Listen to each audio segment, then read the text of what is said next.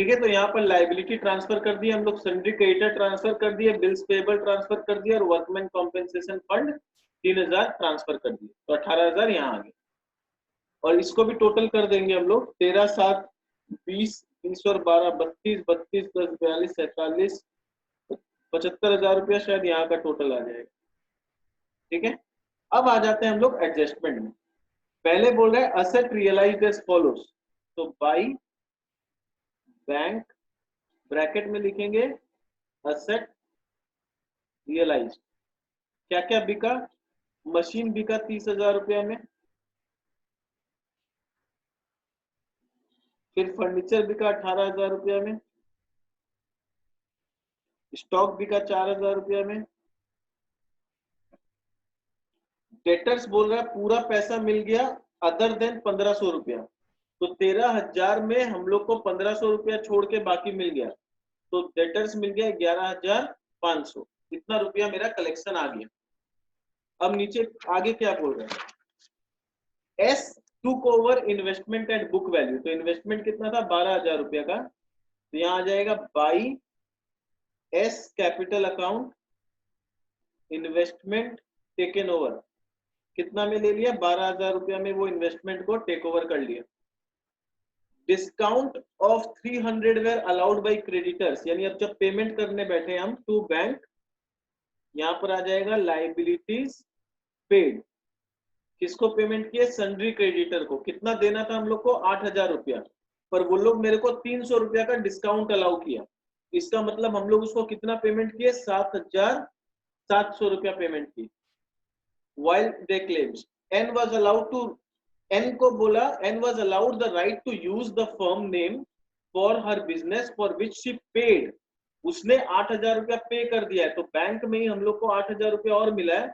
चलो यहाँ जगह नहीं है इसलिए मैं यहाँ लिख दे रहा हूँ 8,000 रुपया गुडविल का मेरे को 8,000 रुपया अलग से मिला है। एक्सपेंसेस ऑन रियलाइजेशन 800, देखो लाइबिलिटी का खाली सन्ड्री क्रेडिटर का इंफॉर्मेशन दिया है पूरे क्वेश्चन में, तो स्टूडेंट लोग क्या गलती करता है, सर बिल्स पेएबल और इसके बारे में तो कुछ बोला नहीं था, हम लोग एंट्री नहीं किए। मैंने इसलिए पहले ही बताया लाइबिलिटी का अगर कुछ भी नहीं बोलेगा इसका मतलब ये लोग को पेमेंट करना है, वो लोग बताएगा नहीं इनको हम लोग पेमेंट करेंगे, कुछ नहीं बोला है मतलब पूरा पेमेंट हुआ है इन लोग का, लाइबिलिटी को छोड़ के नहीं भाग सकते हम लोग, देना ही पड़ेगा। तो बिल्स पेएबल को पूरा 7,000 रुपया पेमेंट हुआ है, वर्कमैन कॉम्पेंसेशन को पूरा 3,000, तो टोटल 17,700 रुपया का इधर पेमेंट हुआ है। फिर टू बैंक में रियलाइजेशन एक्सपेंसेस लिख देंगे, रियलाइजेशन एक्सपेंसेस कितना का पेमेंट हुआ है? 800 रुपया का पेमेंट हुआ है। अब मेरा पूरा सम एक तरह से कंप्लीट। अब क्या करना है, प्रॉफिट लॉस निकाल के क्रॉस पोस्टिंग कर दो, फटाफट क्रॉस पोस्टिंग कर देते हैं।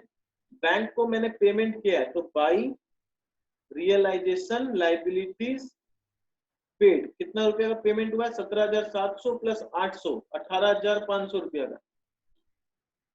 और यहाँ आ जाएगा to realisation assets realised, asset कितना का रियलाइज हुआ है काउंट कर लो, 30 और 18 48 एंड 4 52 52 एंड 8 60 71,500, तो 71,500 का असेट रियलाइज हुआ। ठीक है, अब ए क्या टेक ओवर किया? एस टेक ओवर किया है कुछ इन्वेस्टमेंट, तो यहाँ एस का कैपिटल अकाउंट के नीचे आ जाएगा, देखो यहाँ दिख रहा है कैपिटल अकाउंट में आ जाएगा to realisation investment taken over, कितना में टेक ओवर किया है? 12,000 रुपया में वो टेक ओवर किया है। लाइबिलिटी कोई टेक ओवर किया है? कुछ नहीं टेक ओवर हुआ है, तो खाली एक ही पार्टनर कुछ टेक ओवर किया है। अब रियलाइजेशन का प्रॉफिट लॉस कैलकुलेट कर लो फटाफट, तो ये कितना आ जाएगा, चलो कैलकुलेट कर लेते हैं हम लोग। तो 1,000 और 18,000 19,000 प्लस 71,500 प्लस 12,000 1,02,500, यहां पर माइनस कर दो 75,000 माइनस 17,700 माइनस 800, तो 9,000 रुपया का प्रॉफिट हुआ है, तो 9,000 यहाँ पर हो जाएगा टू प्रॉफिट ऑन रियलाइजेशन, 9,000 रुपया किसमें बटेगा? एस पी और एन में 2:2:1 में, तो डिवाइड बाई 5 कर दो, तो 3,600 रुपया 3,600 रुपया और 1,800 रुपया बढ़ गया, तो इन लोग को लिख देंगे बाई रियलाइजेशन प्रॉफिट। तो यहाँ 3600 रुपया, यहाँ 3600 रुपया और यहाँ पर 1800 रुपया। अब इन लोग का बैलेंस निकाल दो टू बैंक। इसका है 33,600, इसका है 23,600, इसका है 16,800। तो 33,600 में माइनस कर देंगे हम कितना, 13,200।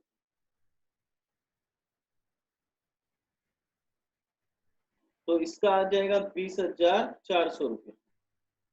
पी का कितना हो जाएगा, 23,600 में माइनस कर दो 1,200 रुपये, तो 22,400 रुपये आ गए।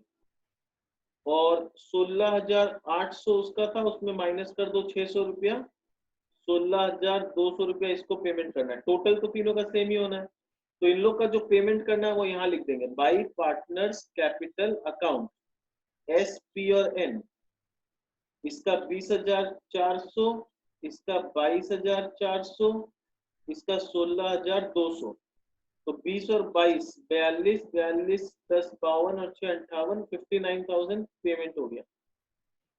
तो एक बार एडअप कर लो, ये हो गया 77,500, ये भी हो गया 77,500। टोटल सेम आ गया, यानी मेरा सम पूरा राइट। समझ में आया? देखो कंपेयर टू एडमिशन रिटायरमेंट ये कितना इजी है, कोई माथा पच्ची नहीं है। असेट को ट्रांसफर किया, लायबिलिटी को ट्रांसफर किया, असेट जितना में बिका लिख दिया, लायबिलिटी को जितना पेमेंट के लिख दिए और अपना बैंक और पार्टनर्स अकाउंट क्लोज कर दी। कोई गुडविल का न्यू रेशियो, सैक्रिफाइसिंग रेशियो, कोई झमेला नहीं है, कोई खास वर्किंग नहीं आता है इसमें। एकदम ये जो सम किए हैं बस वही स्टैंडर्ड है इस सम, इस चैप्टर का स्टैंडर्ड इतना ही है। हाँ, एक दो एंट्री थोड़ा ज्यादा कम, इसमें एक्चुअली छोटा सम था तो उसमें 1 2 या 3 ही एडजस्टमेंट था। कोई सम मैं बनाऊंगा जिसमें 5 या 6 एडजस्टमेंट होगा, पर एडजस्टमेंट खाली नंबर में बेसी होगा, टफनेस कुछ नहीं है।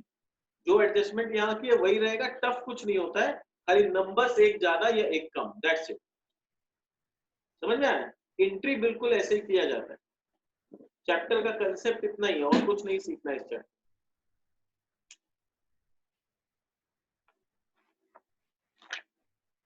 एक सम और करें, चलो एक सम और किया जाए। क्वेश्चन नंबर 2 देखो,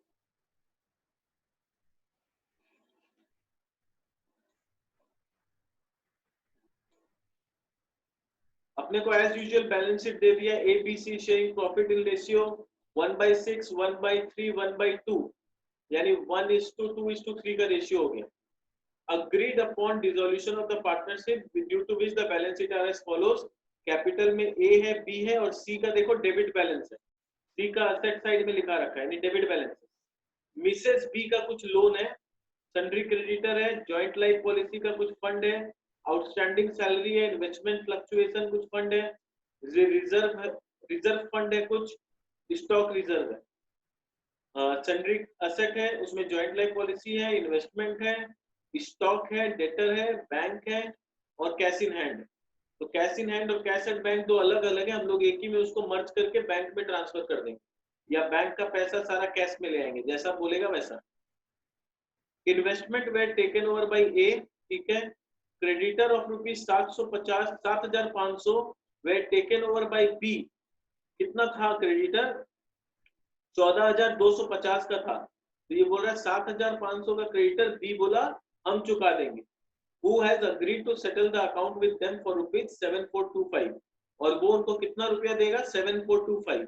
तो बी को हम 7425 से क्रेडिट करेंगे, 7,500 से नहीं करेंगे, ठीक है। पार्टनर लोग को पर्सनल प्रॉफिट करना अलाउड नहीं होता है, जितना तुम क्रेडिटर को दोगे उतना ही तुमको क्रेडिट मिलेगा, ज्यादा नहीं। रिमेनिंग क्रेडिटर्स को हमने 5625 पेमेंट किया, फिर ज्वाइंट लाइफ पॉलिसी को सरेंडर करा दिया, तो उसका कुछ सरेंडर वैल्यू होगा ज्वाइंट लाइफ पॉलिसी का, मे बी 7,500 ही है, उतना रुपया मिल गया। असेट रियलाइज हुआ 52,500, यानी बाकी असेट सब बेच बाच के कितना रुपया मिला। Stock and debtors realise this much and this much. अच्छा, ये वाला सन्ड्री एसेट अलग कॉलम है, उसको बेच के मेरे को मिला था 52,500। डेटर अलग से मिला और स्टॉक अलग से मिला। कस्टमर जिसको हम बैड डेट मान लिए थे वो 600 रुपया दे दिया, बहुत अच्छी बात है। It was found that investment not recorded in the books was 2250, half of which was handed over to unrecorded creditor of 3750 in settlement of claim. ये सबसे important है, वो मैं सिखाऊंगा कैसे करना है। Expenses of realization 875 रुपए।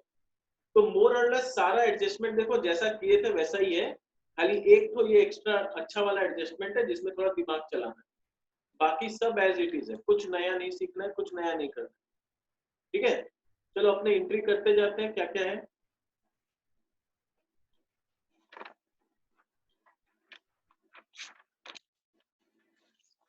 आई थिंक यहाँ पर जगह काफी नहीं पड़ेगा, ये इसमें सम हो पाएगा कि नहीं, आई डोंट नो।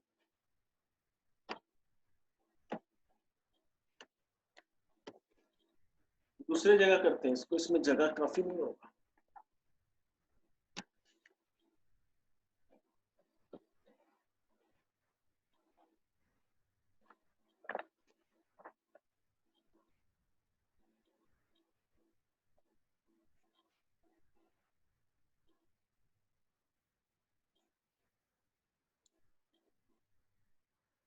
दिख रहा है? देखो इसमें मैं खाली तुम लोग को रियलाइजेशन अकाउंट बना के दिखा रहा हूँ, ठीक है। पार्टनर्स कैपिटल और बैंक और कैश वाला अकाउंट तो अपने आराम से बना ही लेंगे, क्रॉस पोस्टिंग कर देंगे, अपने आप बन जाएगा। तो मैं इसमें खाली तुम लोग को रियलाइजेशन अकाउंट पे फोकस करके उसको ध्यान से बनाना सिखा रहा हूँ। वो राइट बन जाएगा तो बाकी तो अपने क्रॉस पोस्टिंग कर लेंगे, बाकी में कुछ सीखने का नहीं है। तो देखो कैपिटल दिया हुआ ए और बी का, वो कैपिटल अकाउंट में जाएगा। ट्रांसफर का केस देखते हैं, पहले लिखेंगे टू सन्ड्री असेट्स, ब्रैकेट में लिख देंगे ट्रांसफर। असेट में क्या क्या है? सन्ड्री असेट है, उसका दाम है 37,500। जॉइंट लाइफ पॉलिसी है 7,500। इन्वेस्टमेंट है 6,000 रुपया। स्टॉक है 7,500 रुपया। फिर डेटर है 7,500 है, उस पर प्रोविजन बनाया हुआ है तो प्रोविजन बाई पीवीडीडी लिख देंगे। प्रोविजन कितना का है? 375 रुपया का। फिर मेरे पास कैश एट बैंक है, वो हम लोग का अलग से अकाउंट बनेगा। कैपिटल अकाउंट ऑफ सी है, वो डेबिट साइड में चला जाएगा कैपिटल अकाउंट में। कैश इन हैंड है, वो बैंक के साथ मर्ज कर देंगे, तो और कोई यहाँ नहीं है। राइट साइड में आ जाओ, बाई सन्ड्री लाइबिलिटीज, ब्रैकेट में ट्रांसफर। इसके अंदर क्या क्या है मेरे पास? मिसेज बीज लोन है, याद रखो ये मिसेज बी का लोन है। बी का लोन होता तो यहाँ ट्रांसफर नहीं होता, उसकी वाइफ का लोन है, she is an outsider. Sundry creditor है, सन्ड्री क्रेडिटर का 14,250 है, पर उसका प्रोविजन 375 का है, तो उसका यहाँ पर बनेगा to provision for discount on creditor, 375 रुपया यहाँ पर आएगा। जॉइंट लाइफ पॉलिसी का भी फंड है, तो जॉइंट लाइफ पॉलिसी का जो फंड होगा वो फंड हम लोग यहाँ ट्रांसफर कर देंगे। ये फंड का पैसा किसी को नहीं देना है मेरे को, आउटस्टैंडिंग सैलरी है, इसका पैसा देना है मेरे को। आउटस्टैंडिंग सैलरी 1,500 रुपया। Investment fluctuation fund, investment fluctuation reserve, तो इसका भी मेरे को किसी को कोई पेमेंट नहीं करना है, बस ट्रांसफर करके छोड़ देना है। ये तो बाहर वाला का पैसा नहीं है कि किसी को चुकाना है मेरे को। रिजर्व फंड, रिजर्व फंड क्या होगा? ये पार्टनर्स के कैपिटल में डायरेक्टली बटेगा, उसका यहाँ पर कोई लेना देना नहीं है। स्टॉक रिजर्व जो है, स्टॉक रिजर्व भी पार्टनर्स कैपिटल में डायरेक्टली बट जाएगा, उसका यहाँ कोई लेना देना नहीं है। यानी जनरल रिजर्व और स्टॉक रिजर्व पार्टनर में बांट देंगे कैपिटल अकाउंट में, यहां से उसका कोई लेना देना नहीं है। तो ट्रांसफर का केस सारा खत्म। अब बोल रहा है investment was taken over by A for 4,500, तो हम लोग यहाँ लिखेंगे by A's capital account, heading देके इन्वेस्टमेंट टेकन ओवर, कितना में टेक ओवर किया? 4,500 में। फिर बोल रहा है creditor of 7,500 were taken over by B, तो यहां आ जाएगा टू बीज capital account,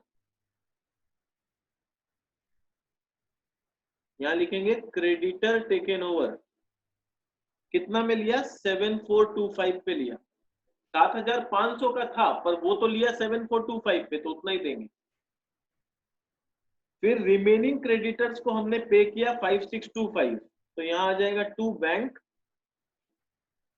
creditors paid.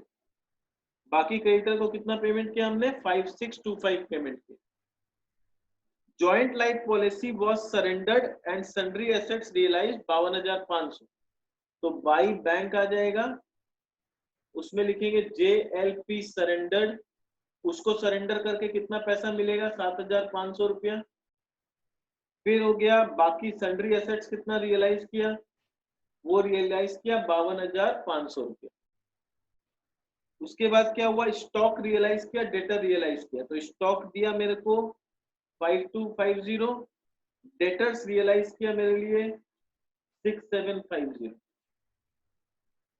Customer whose account was bad now paid 600 रुपया, जिसको पहले इंक्लूड नहीं किया हुआ था, तो एक और कस्टमर, तो यहां लिखेंगे बैड डेट रिकवर्ड। डेटर मत लिख देना क्योंकि वो डेटर में इंक्लूडेड नहीं है, इसको लिखते हैं cash account debit to bad debt recovery, तो बाई बैड डेट रिकवर्ड लिखेंगे। कितना रुपया रिकवर हुआ? 600 रुपया। फिर बोल रहा है, अब ये वाला जो है इसको ध्यान से समझना, ये जो एडजस्टमेंट है ये क्या बोल रहा है? ये बोल रहा है कि एक अनरिकॉर्डेड मेरे पास असेट था, इन्वेस्टमेंट था 2250 का, ठीक है, तो मैं वर्किंग यहां नीचे पीछे दिखाता हूं।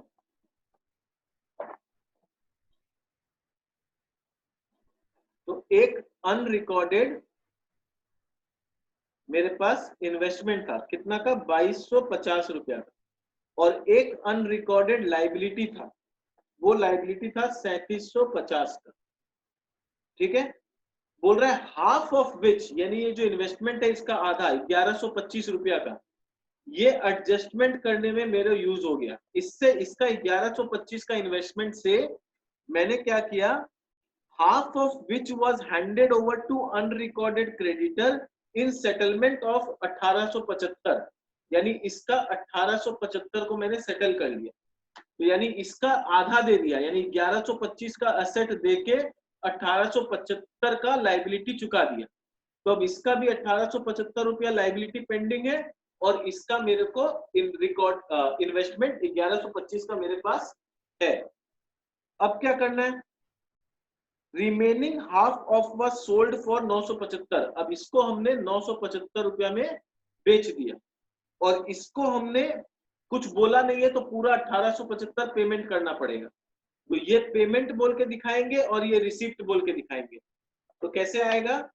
बैंक के अंदर आएगा अनरिकॉर्डेड लाइबिलिटी पेड 1875, और यहां दिखाएंगे अनरिकॉर्डेड इन्वेस्टमेंट रियलाइज्ड, ये इससे कितना रुपया आया था मेरे को? 975 रुपया रियलाइज हुआ था, तो यहाँ पर 975 रुपया लिख दिया, तो 975 रुपया जो आया उसका एंट्री हो गया, 1875 जो पेमेंट हुआ उसका एंट्री हो गया, ठीक है। फिर बोल रहा है एक्सपेंसेस ऑन रियलाइजेशन 875, तो ये हो जाएगा एक्सपेंसेस ऑन रियलाइजेशन 875। अब हम लोग को क्या चेक करना है कि कोई लाइबिलिटी पेंडिंग तो नहीं रह गया चुकाना, वो चेक कर लो। तो मेरे पास क्या क्या लाइबिलिटी था? मिसेस बीज लोन था पहले, मिसेस बी का लोन अभी तक हम नहीं चुकाए हैं, तो यहाँ चुकाओ। यही सब गलती होता है, स्टूडेंट हड़बड़ा के क्या करता है, लाइबिलिटी जो नहीं दिया वो चुकाता नहीं है। चेक करना सारा लाइबिलिटी चुका है कि नहीं। क्रेडिटर का बोल रहा है हिसाब हो गया, कुछ ये टेक ओवर कर लिया, कुछ हम पेमेंट कर दिए। जॉइंट लाइफ फंड ठीक है, आउटस्टैंडिंग सैलरी भी मैंने अभी तक पे नहीं किया, ये पे करना होगा। आउटस्टैंडिंग सैलरी 1500 रुपया पेमेंट करना पड़ेगा, तो 1500 रुपया का हम लोग आउटस्टैंडिंग सैलरी पे करेंगे। और क्या बच गया मेरे पास? इन्वेस्टमेंट फ्लक्चुएशन रिजर्व, उसका कुछ नहीं करना, वो तो अपना रिजर्व है, किसी को नहीं देना है। तो अपना रियलाइजेशन में जितना एंट्री करना था सारा कंप्लीट हो गया। अब क्या करना है? इससे प्रॉफिट लॉस निकाल दो रियलाइजेशन से, ये तो हो ही जाएगा। अब टोटल करके प्रॉफिट लॉस निकालना जैसे हम लोग यूजुअली करते हैं। अब हो जाएगा कि नहीं? क्लोज कर पाओगे तो?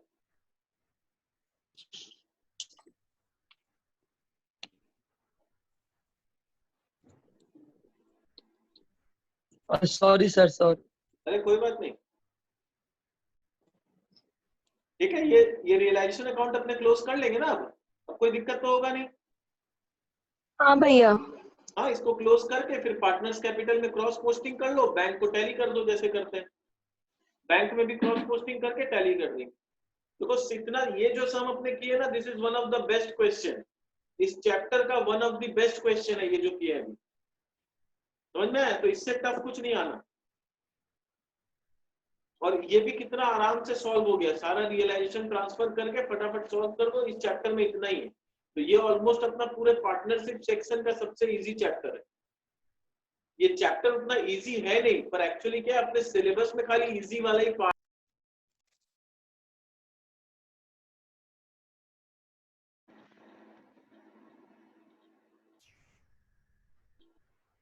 अभी आ रहा है आवाज? एक्चुअली नेट नेट कट गया था। ठीक है, इसमें अपने को ये जो अपने सम किए, this is one of the best sum, अपने सिलेबस में ये इजी वाला ही पार्ट है। ऐसा नहीं है कि ये चैप्टर बहुत इजी है, ये चैप्टर बहुत टफ भी होता है, पर जो टफ वाला सेक्शन है, ये टफ वाला जो चीज है वो अपने सिलेबस में नहीं। तो अपने केस में क्या है, पूरा अपने पास पैसा का कोई तंगी नहीं है, अच्छा खासा असेट बेच के पैसा आ रहा है, लाइबिलिटी फटाफट चुक जा रहा है, कोई दिक्कत नहीं हो रहा है। तो अपने को बस ये इजी वाला पार्ट ही सिलेबस में जो करना है। ठीक है, इतना ही अपने को करना है। अब थोड़ा बहुत सम्स तुम लोग करेगा तो और क्लियर होगा। अभी डिसोल्यूशन पे अभी हम लोग खत्म नहीं करेंगे, और 2-3 सम्स अभी मैं कराऊंगा डिसोल्यूशन। ठीक है, नेक्स्ट क्लास में भी डिसोल्यूशन चलेगा, तो अपने को हड़बड़ाना नहीं है। तुम लोग अपना आराम से वहां पर रिटायरमेंट डेथ प्रैक्टिस करते रहो, डिसोल्यूशन अपने क्लास में एक एक दो दो सम्स पर डे करते रहेंगे, तो डिसोल्यूशन यहाँ चलते रहेगा, वहां रिटायरमेंट और तुम लोग डेथ और एडमिशन वहां घर में अपना प्रैक्टिस करते रहो। तो एक बार पूरा पार्टनरशिप कवर हो जाएगा अपना, उसके बाद अपने कंपनी में शिफ्ट करेंगे। ठीक है, तो कोशिश करेंगे कि इस वीक के अंदर, यानी जो नेक्स्ट कमिंग वीक है अपना, उसके अंदर मतलब नेक्स्ट सैटरडे तक अपने पूरा ये पार्टनरशिप खत्म कर ले, ताकि उसके बाद वाले वीक में क्या होगा, फिर अपने बाद वाले वीक में अगर लॉकडाउन खुल गया तो बहुत अच्छी बात है, अगर बाई चांस नहीं खुला तो then we can continue with company. ठीक है, मेरे को लगता नहीं है कि लॉकडाउन अभी खुलने वाला है, वैसे चांसेस